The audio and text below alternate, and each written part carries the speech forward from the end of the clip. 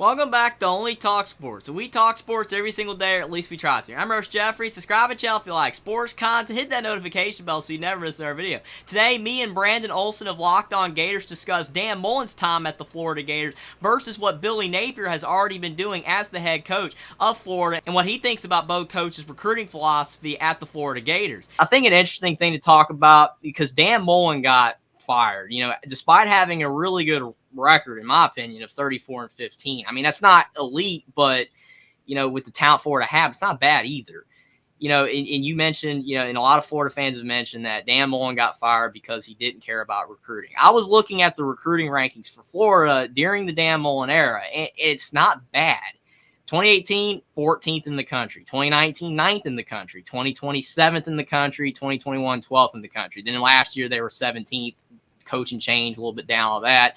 And then they're 12th in 2023. And like you've mentioned as well, Florida now is the third best recruiting class right now for 2024. That's looking great with Billy Napier, what he's doing. But why did Dan Mullen, despite having good recruiting classes, what was it about him that just, I guess you would say, couldn't have better recruiting classes than the fact that he didn't, I guess you say, prioritize it? Like, because the numbers are there, but the results weren't, I guess, all over the place, and there weren't, I guess, enough talent. He wasn't trying hard enough, as you would say. But just basically break that down if you can. I mean, when you look at the recruiting class rankings, they're not bad, right? But then you take a look at who's in those classes. Like 2019, 9th in the country on 24/7, okay? Who's in that class? Chris Steele is your top-ranked player. He was there for not even a year. And then he transferred out to USC. Kyrie Elam, great. Chris Bogle transferred out to Michigan State. Tyron Hopper transferred out to Missouri. Keon Zipperer never panned out. Mahmoud Diabate transferred to Utah, went undrafted. Naquan Wright is at South Florida right now. Lloyd Summerall is at South Florida right now.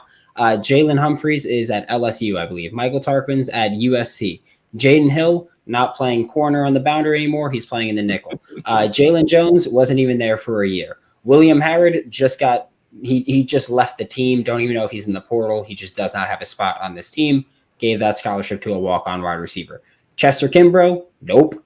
Deontay Marks, nope. Riley Simons, backup. Jamarcus Weston, wide receiver, now playing safety. Kingsley Eguakin, starting center. He was your fourth lowest ranked commit in that class. Josiah Pierre, nope. Trent Whitmore, wide receiver that hit the transfer portal. Ethan White hit the transfer portal, went to USC, and then he's not playing football right now. DeJuan Black signed his letter of intent in 2019. That's awesome. He was academically ineligible. He showed up to Florida in 2021, played, did not like his role, left. Like that's why it's like the recruiting class ranking-wise is awesome. Who from that was genuinely talented? There's obviously, you have Kyrie Elam in the NFL, fantastic player. Tyron Hopper, great job at Missouri. But then behind that, you have to go all the way down to Michael Tarquin, who very inconsistent last year at USC now. You go to Jaden Hill, very inconsistent. And then you have to go to the worst player in the class, ranking-wise, Ethan White, all SEC, not playing football. That's what Florida Gators fans mean when they say that Dan Mullen did not care about recruiting. He cared about having a solid ranking so that he could have that defense of, what do you mean I don't care about recruiting? I got the number 9 class in the country. How could you be mad at me for that? No, he did not do his due diligence. He was just bringing in players that would fluff his class up. And you also look at how bad that class was, even ranking-wise. There's a ton of players that are in the 700s and below nationally. And then he just has, 4 or 5 that are in the top 100. But even then, most of those guys did not play for the Florida Gators for any significance. So, yeah, you can look at the rankings. Good job, Dan. You're a fantastic recruiter. Love you. You're basically Urban. But then you look at whether they actually showed up in Gainesville, whether they actually contributed to the Florida Gators, whether they made it to the NFL, because you could do that with a lot of the guys from 2018 and 2019. And the answer for most of those are no.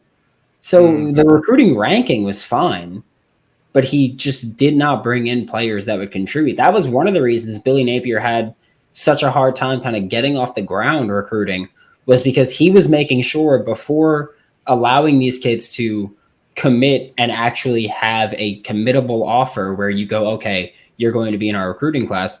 He was making sure that they were going to be academically eligible, that they can get onto campus. That's one of the reasons Florida also got a slow start with the transfer portal, because they took that same approach of going, we want to make sure that you can actually play here, so we're not wasting our time with you. And that's one of the reasons he got off to a bit slower start. But look, I've talked with people who I have a friend who used to be on the same coaching staff as Billy, or used to be on the support staff under Billy Napier at Louisiana. And he was like, look, like this guy is just so meticulous with scouting. Like I've worked with a lot of other coaches before. Most of them write 2 or 3 sentence scouting reports.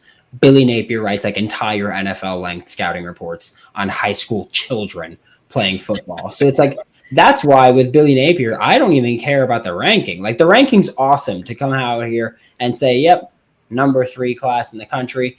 Awesome. Love bragging about that. But I also don't care because I know how meticulous he is. And I know how detailed he is about things, where I know he's not bringing in players who aren't going to help. You look at this past Friday, Florida brought in Teddy Foster, a 3-star corner that until Florida offered him had no interest from schools nearby. Florida offered him. Corey Raymond is the guy that helped turn LSU into the DBU that it is now. You think he's bringing in bad cornerbacks? He's not. I think he knows more than 24/7 on 3 Rivals, ESPN, whoever you want to look at the recruiting rankings.